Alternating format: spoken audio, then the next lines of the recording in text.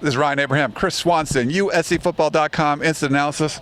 Chris, I like your shirt there. We've got matching logos going on. But fall camp, practice number 2, kind of looked a lot like practice number 1. Yeah, it really did. Quick tempo again. Offense, I think, looked a little bit better today. The defense did have their moments. But yeah, pretty similar. No injuries from what I could tell. Stuart Cravens was out with strep throat, and that was it. That was the only guy that was missing today. But yeah, pretty much standard practice, fast, everything we're used to. I don't think they got 210 plays in. It was a little shorter than we had yesterday, but that was the one glaring omission. Kevon Seymour didn't participate. He was still on the sidelines. Looks like he's trying to build that back up. But Steve Sarkisian didn't say what the ailment was. I actually tweeted out, I heard it was strep throat, and then he came back later. Someone asked him, he was like, yes, it was ended up strep throat. So it was contagious. They just wanted to kind of keep him out there. But what do you think the secondary looked like without him out there?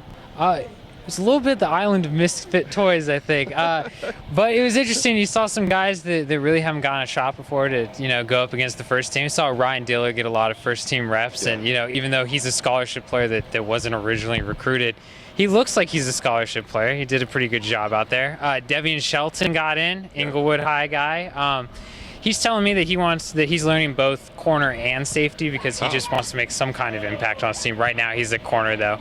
So yeah, it seemed like everybody kind of got their turn. A lot of walk-on safeties got in because obviously without Sua, they only have 2 scholarship safeties on the roster. So everybody got reps and they look pretty good. Defense didn't really get beat too much deep. There were a few balls that got by some guys, but nothing too awful considering who they had out. Yeah. Freshman watch, we got to see Juju Smith stayed on offense, but Adoree Jackson put his defensive white jersey on, but played a whole bunch of offense and looked pretty spectacular out there.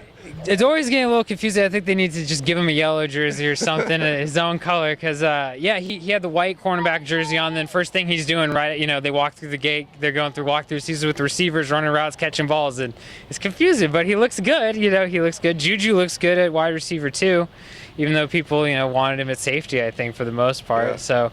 Yeah, they have some young, talented guys. Janae Harris looks good every time we see him. It seems like. So yeah, there's a lot to like from these freshmen. And Stephen Mitchell, George Farmer coming back.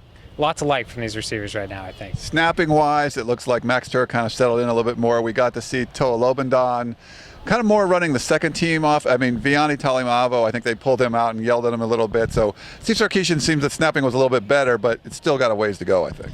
It does.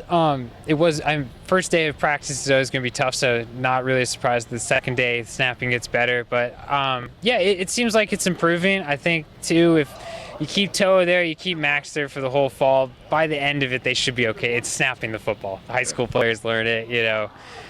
They should be fine, I think. Cool. And we're going to save the best for last. Everyone wants to know about kicking news, of course, but there's a new kicker that's come on the scene. Yeah, Matthew Bormeister, they actually recruited him in the last class, but they told him that they weren't going to put him on scholarship till 2015, and they decided to put him on scholarship this year, right now. So he has a scholarship.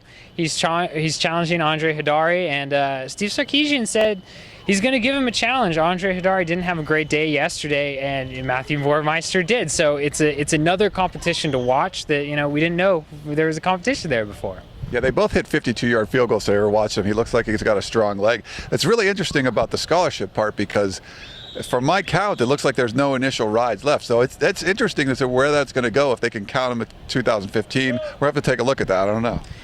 Yeah, it was my understanding that they didn't have room for him either, and that's why they were telling him they're going to wait until 2015. So obviously we're going to double check on that. There's a couple coaches behind me right now, and I'll talk to one of them, and hopefully we'll have something on Ghost Notes on USCFootball.com. Sweet. All right. Well, for Chris Swanson, Ryan Abraham, make sure you check out USCFootball.com for more.